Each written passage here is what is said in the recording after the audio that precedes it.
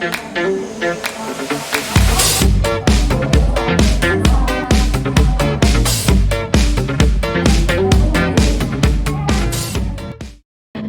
semuanya, balik lagi di Posbun, Podcast Asbun.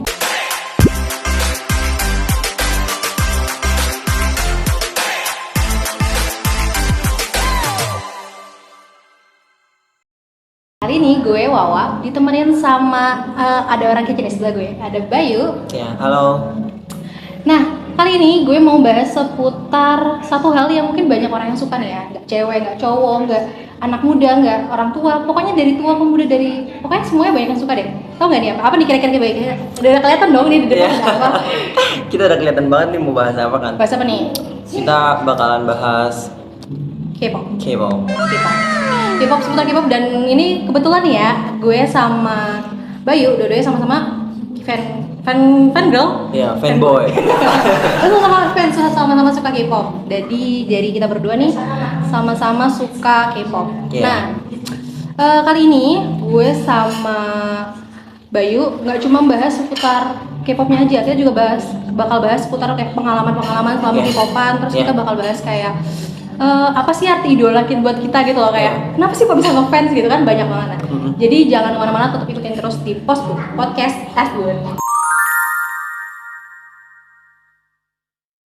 Oke nih, tadi kita mau bahas K-pop kan ya. Nah, sebenarnya pertanyaan pertama nih ya, gue sebenarnya kayak curious gitu loh, penasaran kan. Gue sebagai fan girl juga, sebagai seorang fans juga, gue pasti ada alasan sih kenapa lo suka K-pop gitu. Alasan pertama ya, sebenarnya nggak ada alasan yang terlalu rumit ya. Soalnya gue waktu suka K-pop itu kayak ngalir aja gitu. Ngalir aja. Waktu itu gue pertama kali suka K-pop tuh karena ngeliat musik videonya Twice yang apa tuh? Pasti Likey. banyak. Likey tuh ikonik banget sih. Yeah. Maksudnya banyak banget yang suka gitu kan. Bener. Waktu itu rame banget kan. Terus gue waktu itu cuma dengerin musiknya aja. Kan banyak seliweran di Instagram, di manapun gitu platform. Nah, terus gue kepo kan, kayak apaan sih ini lagu apaan gitu. Terus akhirnya gue buka MV-nya tuh. Gue buka MV-nya, terus gue lihat sekali langsung kayak wah, eye catching gitu ya. Eye catching nih. Itu kayak wah banget gitu. Jadi kayak menurut gue itu titik awal sih. Oke. Itu emang biasa sih gitu sih ya, orang suka K-pop tuh bisa ngalir dari awalnya lihat-lihat, tahu-tahu suka gitu. Bener. Dan emang menurut gue juga K-pop tuh genre-nya various banyak banget gitu. Jadi kayak lu mau dengerin apa tuh ada gitu. Bener banget, semua genre ada di sana. Nah, kalau sampai sekarang nih kan pertama nih ngumpincut nih Twice nih ya. Sekarang suka siapa nih sekarang? Di Twice atau yang sekarang siapa aja nih sekarang? Gua sebenarnya sekarang tuh cuma nge-stand dua grup. Apa? Itu J-Idol sama Day6. Wih. Sama Day6. Tapi ada tapinya nih biasa. Ada tapinya. Ada tapinya apa nih tapinya? Ada tapinya. Tapi sering kepincut sama member-member lucu. Member lucu. Mana tadi sih cewek member lucunya tuh? Member lucu. Itu tuh konteksnya cewek ya, nggak cowok gitu. Kalau member lucu tuh paling kayak Stacy itu lucu banget kalau misalkan ngeliat Isa. Terus Stacy, terus juga ada New Jeans, itu Herin, itu lucu banget sumpah. Terus ada siapa lagi ya? Yang baru-baru ini Ailit, iya sih, itu lucu banget sih. Lagunya juga cute gitu kan kayak Ailit. Cuman emang apa ya, sekarang tuh K-pop lagi lucu-lucunya gitu. Bener banget, cuman itu udah kayak kalau pas udah ngeliat umurnya mereka tuh kayak wah jauh banget. Kayak berasa nih apa gue salah nggak ya? Oh iya, salah ya, tapi sebenarnya nggak apa-apa sih. Sebenarnya ya nggak masalah sih, cuman asal nggak kemana-mana gitu. Balik lagi ke sana. Terus tadi kan ini ya, tadi lu bilang kalau lu nge-stand sekarang Day6 sama J-Idol. Biasa siapa nih? Kalau di J-Idol ketawa nih siapa ini? Biasanya di dua grup itu udah cabut dua-duanya. Ya. Aduh, mohon maaf nih, ini agak sedikit gelap sebenarnya. Tapi oke. Udah cabut dua-duanya. Waktu itu nge-stand J-Idol sebenarnya udah lama, dari zamannya mereka Latata. Latata. Dari awal banget. Itu enak banget sih. Awal-awal masih suka Yuki, terus akhir-akhir makin kepincut sama Sujin. Semenjak kena kasus something itu, teman-teman. kasus yang something itu akhirnya ya lumayan tertampar sih. Soalnya setelah dia vakum, nggak vakum, dia cabut ya sih. Iya, cabut sih. Nggak lama bias gue yang di Day6 pun cabut gitu. itu paling lucu sih, dan tahun itu tuh banyak banget yang cabut. Iya, banyak banget yang habis cabut. Ujin, terus habis itu J, terus Yedam, Iya, Mas Yedam. Iho. Terus ada Naen juga, Nah, Iping. iya. Naen, Iping. Itu Terus cabut yang semua. kasusnya ini siapa, Luna ya? Iya, Luna, kasusnya Luna. Wah, itu tahun itu sangat Iya. wah. Terus Wah. Sotar. Aduh, ini jadi gelap ya bahasannya ya. Tapi kan kemana-mana. Tapi nggak apa-apa, itu salah satu yang bikin K-popan itu jadi berwarna. Iya, benar. Nangisin bias yang keluar. Betul, gua waktu itu waktu Sujin keluar tuh gue percaya kalau misalkan Sujin nggak begitu. Iya. Kita sebagai K-pop fans tuh denial gitu nggak sih? Denial, Awal-awalnya denial. gitu kan. Terus mikir kayak enggak kok, artis gue nggak kayak gitu. Tapi waktu itu gue cuman mendem di diri gue Iya, sendiri, jadi gue nggak nggak sampai keluar, kemana-mana ya. gitu. Akhirnya gue tungguin dan akhirnya apa yang gue bikin itu ternyata benar. Iya, kan emang akhirnya kan dia terbukti nggak bersalah. Iya, kan, dan terbukti nggak bersalah. Sekarang dia didebut nggak sih kalau nggak salah? Iya, udah debut. Udah debut. Ada PC-nya. PC-nya di depan. Nah, kalau misalnya ngomongin K-pop nih, berarti kan dengerin lagu-lagu nih. Iya. Lagu. Nah, lagu-lagu genre favorit lo tuh apa? Genrenya dulu nih. Di K-pop. Mostly yang banger sih, yang berisik. Iya. Itu kalau yang cowoknya ya.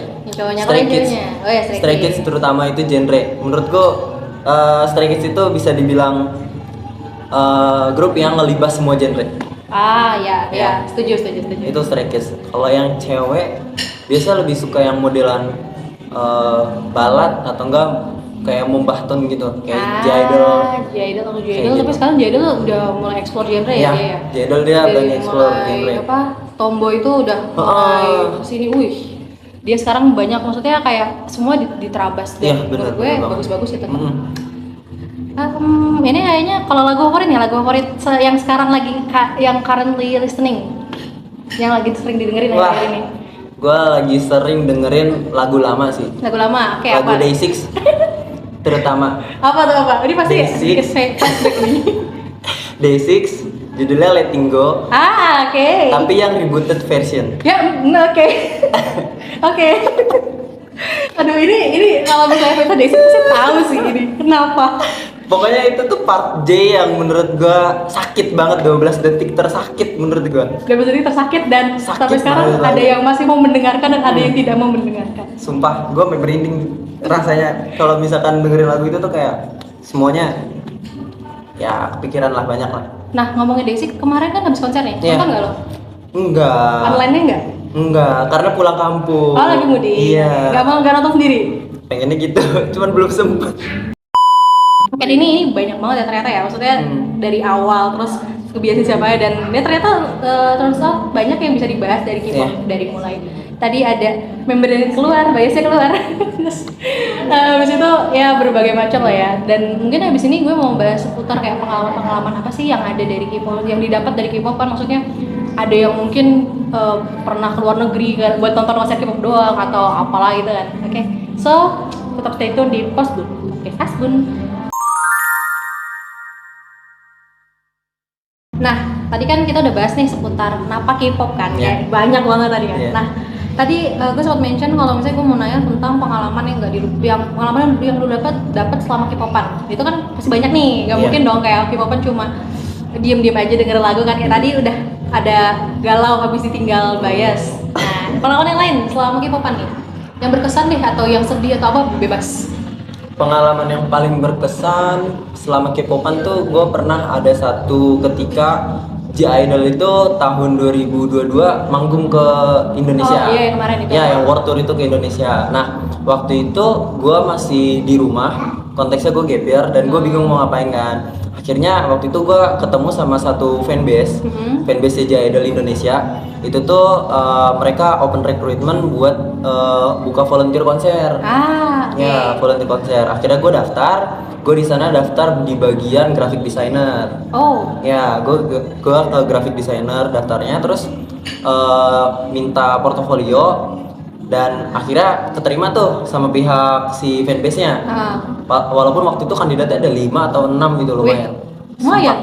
5 atau 6 kalau nggak salah, atau berapa ya. Terus akhirnya kepilih tuh gua sama temen gua, 2 orang. Berdua. 2 orang. Dia fokusnya lebih ke videografinya, padahal di konteksnya graphic designer ya. Oh iya, jadi agak-agak ahli. Iya, dia ke videografinya, dia bikinin kayak video-video gitu. Buat project Iya, buat project fanbase ya. Itu terus gua di bagian desain feed Instagram sama banner, hand Wah. banner. Oh, berarti Paham beda. dong konteksnya? Oh, aja berarti bener lu udah sampai dipegang sama dia. Wah, itu adalah porto udah Kayak- lintas. Wah, itu parah banget sih sebenarnya. Kayak kan gue nggak ikut konser ya, karena waktu itu pas banget hari H-nya konser itu gue PKKMB. Aduh. Gue PKKMB, gue cabut ke sini ke Solo. Terus akhirnya ya mau nggak mau nggak ikut konser kan, tapi gue difotoin sama temen gue dan di videoin. Ternyata gue tuh ada momen dimana Soyeon waktu di stage itu dia bilang kalau misalkan di backstage dia ngelihat hand banner yang kayak tulisannya itu tulisan yang gue buat gitu loh, yang ada di hand bannernya. Iya. Karena waktu itu pas hari H itu pas banget Soyeonnya lagi ulang tahun. Ulang tahun. Oh Terus- iya, gue tahu. Iya, dia lagi ulang tahun. Ada fan project juga kan? Iya, ada fan project juga. Nah itu apa sih namanya, hand banner gue kayak ke notice gitu loh di backstage sama dia. Kayak gitu sih, itu pengalaman paling berkesan gue sih. Itu kan biasa tuh kalau misalnya habis konser suka pada foto kan, suka hand banner dong. Ya, cuman waktu itu hand bannernya dari pihak apa ya, promotor atau pihak apa gitu, dia udah ada yang hand banner resminya gitu loh, yang nggak bisa dipakai apa ya, nggak bisa bukan nggak bisa, tapi emang dipakai sama mereka. Jadi kayak hand banner yang dari luaran ini nggak bisa dipakai sama si artisnya. Wah sayang juga ya. Tapi nggak apa-apa sih. Cuman ya dinotis juga sih. Tetap dinotis. Tapi itu bisa jadi portofolio yang sangat-sangat besar dong pasti. Maksudnya kayak itu portofolio lu dikenal sama semua fans dia Iya. yang datang ke sana Iya. kan. Wah ini karya gue Iya. nih gitu. Semua orang di situ tuh di tribun semuanya tuh pada megang hand banner gue, terus gue ngerasa kayak wah. Itu kalau misalnya dimintain foto ya, portofolio nih. Portofolionya apa? Ini portofolio saya. Dipegang sama sekian ratus ribu orang. Wah itu Gila. keren banget sih wah. masa bangga. Gue pernah kenal orang juga. Dia juga di Solo kebetulan. Kemarin dia yang megang fan projectnya Stray Kids. Dia yang bikin hand banner juga. Dan kemarin dia juga berangkat tuh kemarin. Cuman mungkin beda case-nya itu pas di Stray Kids itu kemarin hand banner tuh bisa dipegang sama artisnya. Jadi dia pegang sama artisnya di dua hari berturut-turut. Merinding. Itu kayak wow. Itu merasa ternotis, dipegang. Nah itu kan maksudnya kayak berkesan banget kan ya, sampai kayak gue juga sampai merinding nih. Nah pengalaman lain ada nggak yang menurut lo kayak mungkin nonton konser atau apa ya, pernah ketipu kan, kadang ada juga kayak gitu atau gimana? Alhamdulillahnya belum pernah sih, cuman kayaknya paling jauh itu aja sih. Itu aja. Oke. Nah kalau buat lo nih arti idol lo buat lo tuh apa? Maksudnya kan kayak ada yang idol gue nge-stand ini karena gue merasa dia tuh bisa bikin gue bertahan atau apa. Arti idol buat gue itu role model sih. Role model. Role model. Kayak someone who inspired you. Iya, inspired. Kayak iya, tapi bener sih gue juga. Kalau kan karena gue juga ngefans K-pop kan. Gue ngefans sama gue, bias gue itu ada Bangtan sama Guzi. Both of them is producer kan. Ya, you know lah ya. Jadi ya kita juga harus punya role model deh. Iya. Kadang kita kan mungkin banyak orang yang bilang kayak K-popmu ngapain sih K-popan gitu doang gitu kan, kayak suka sama cowok-cowok atau Iya. cewek-cewek joget itu doang kan. Padahal mah sebenarnya ada hal lain yang kita lihat dari situ. Bener, kan gue bilang kalau misalkan idol itu buat gue tuh role model kan. Kayak misalkan gue suka banget sama Jun Soyeon sama Tri Racha. Tahu dah konteksnya kemana kan? Ya mereka Iya. adalah produser-produser kece gitu. Iya, produser kece. Dan dari dia juga, gue akhirnya juga nge-produce musik. Gue juga nge-produce musik juga. Gara-gara mereka. Keren. Dan Kayak gitu. ya itulah maksudnya, kalau misalnya suka K-pop tuh mungkin ada beberapa orang yang mungkin melihat cuma kayak suka musiknya doang, suka kayak hype cowok-cowok gitu, cewek-cewek kayak gitu. Ternyata banyak hal positif lain yang bisa diambil dari situ. Kayak tadi kan Bayu bilang dia sempat bikin project hand banner, terus ikut produce musik gitu kan. Dan itu menurut gue sangat keren sih, karena gue belum sampai tahap itu. Tapi nggak apa, semua orang berproses ya kan. Betul banget. Apa ya, selain idol, apa sih arti idol buat lo itu, dan yang bikin lo bertahan buat tetap suka K-pop tuh apa sih? Menurut gua di K-pop itu nggak cuman sekedar lagu ya, tapi dia tuh di dalamnya bener-bener yang kayak ada pembelajaran buat hidup kita gitu. Entah dari lirik lagunya atau kita ngeliatin dari variety show atau reality show ya kan. Yeah. Terus juga mereka itu family-nya juga bagus banget ya. Benar-benar. Gue bisa akuin kalau misalkan ini selama gue nge-stan K-pop ya,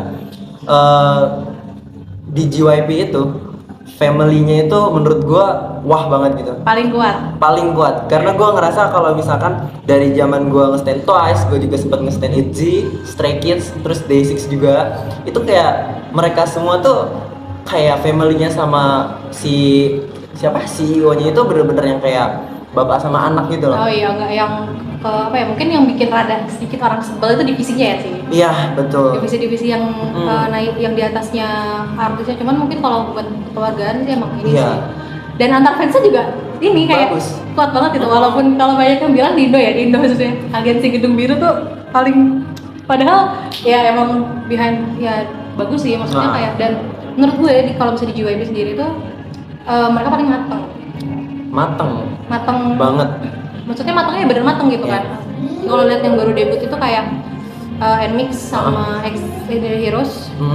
Wah keren banget sih. Itu mereka bener-bener pure bakat, pure talent ya. Jadi ya kekeluargaan ini bener sih. Dan kalau misalnya gue tanya nih, salah satu lirik lagu yang paling berpengaruh buat lo ada nggak? Atau lagu yang paling mempengaruhi hidup lo gitu? Lagu apa ya? Kayaknya gue bisa bilang kalau itu lagunya G-Idol yang apa ya?